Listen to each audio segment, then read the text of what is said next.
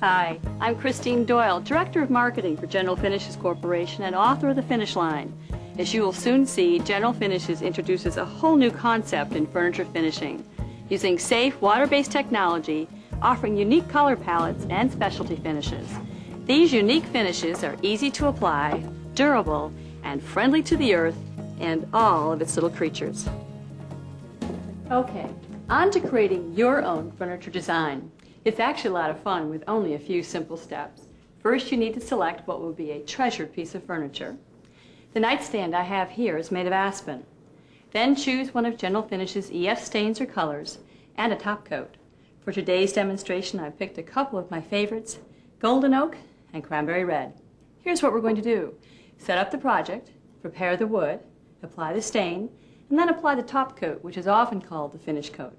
And remember, before you get started, be sure to read the instruction literature on the back of every can and in the brochures provided by your retailer. Okay, let's take a look at the tools that you'll need to apply General Finishes EF water-based finishes.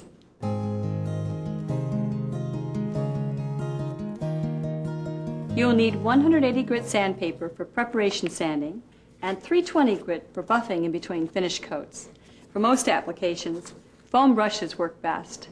However, for large areas such as a tabletop or dresser side, we recommend using Handy Painter foam pads because they cover the surface area so quickly.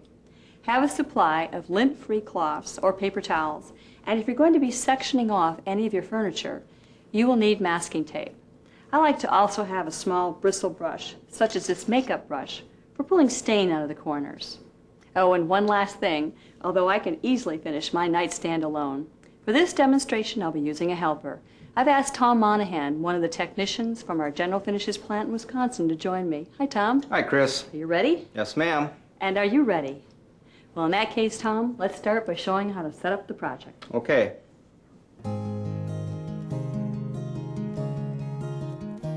Our product should be applied in a well-ventilated work area.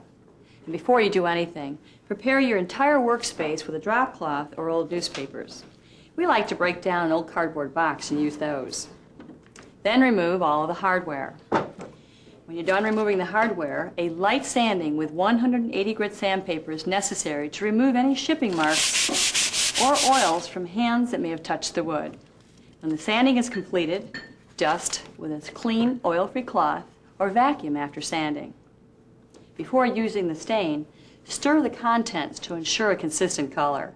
And it's your responsibility to always test the stain in a hidden spot to make sure that it's exactly the color that you want. How's it look? Great. I think we got it.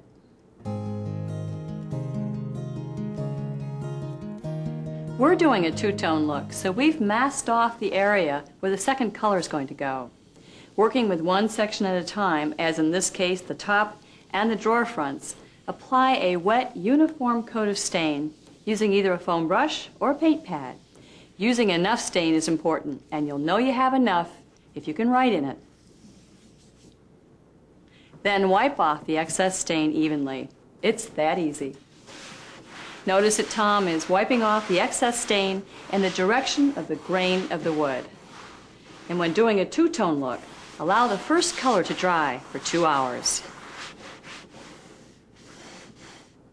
Next, make sure you mask off the finished area, and then you'll be ready to apply the second color. If you're using one of our country colors, as we are here with cranberry red, they are applied exactly like our wood tone stains, except you have a choice. You can allow the grain to show through by wiping off the first coat, or you can achieve the look of paint by simply applying 2 coats without wiping off. That's what we're doing here.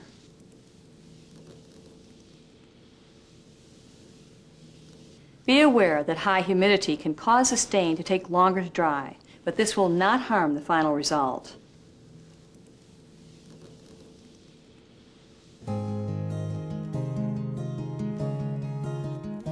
After the colors and stains have dried, it's now time to apply our clear polyacrylic top coat with a foam brush or a paint pad.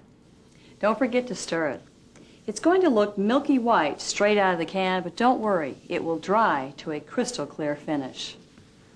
Apply the top coat evenly in the same direction as the grain of the wood. Be sure not to overbrush. This is a very forgiving finish, and it will level out all by itself. Let the first coat of finish dry for 2 hours. After drying, the first coat of any finish will feel uneven and even a little rough. That's okay. Lightly buff the finish coat with 320 or finer grit sandpaper. When you're done, dust with a clean cloth.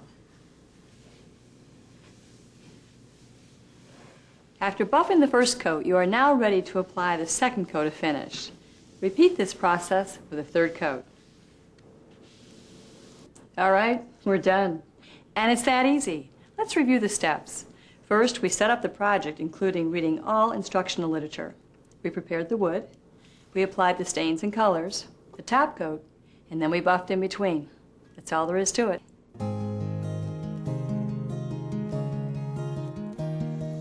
Cleanup is easy with General Finishes EF stains and top coats. Simply wash all applicators out with water.